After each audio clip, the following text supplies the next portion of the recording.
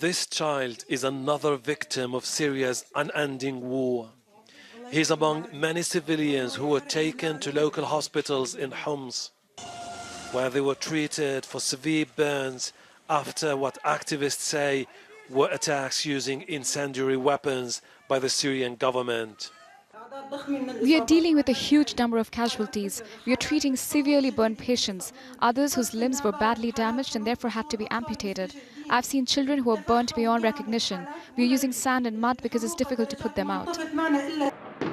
This is the moment Al-Wa'a, a neighborhood in Homs, was hit by government airstrikes.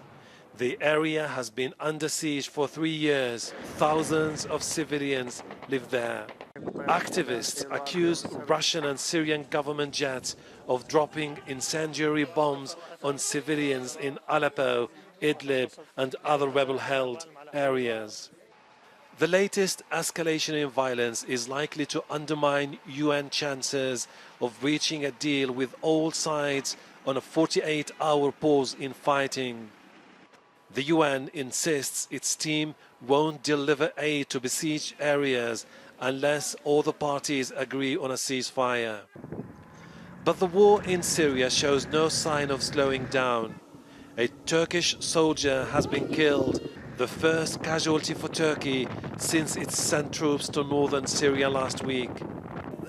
The cross-border offensive is to help the Free Syrian Army regain control of the town of Jarablus. Turkey blames the Kurdish YPG for its soldiers' death. Recep Tayyip Erdogan. On Sunday, President Recep Tayyip Erdogan visited Gaziantep, where 54 people, mostly children, were killed when a suicide bomber targeted a wedding last week. He told a rally that the army will ramp up support for the Free Syrian Army until ISIL and the YPG are defeated. The terrorists have been firing rockets into Karkamish, but now they're being chased away by our army. Now they are running away to the east, to the west and to the south. They will run away and we will chase them. Terrorist organisations may have different names, but we know they use the same methods for the same heinous purposes. What is the difference between the PKK and ISIL, and between the coup plotters of the 15th of July?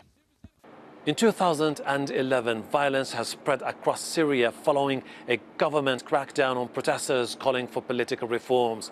The conflict has now turned into a complex battleground where key regional players are involved. People fear the growing regional involvement may prolong the war that has claimed the lives of hundreds of thousands of people and forced millions out of their homes. Hashem Ahelbarra, Al Jazeera, Gaziantep.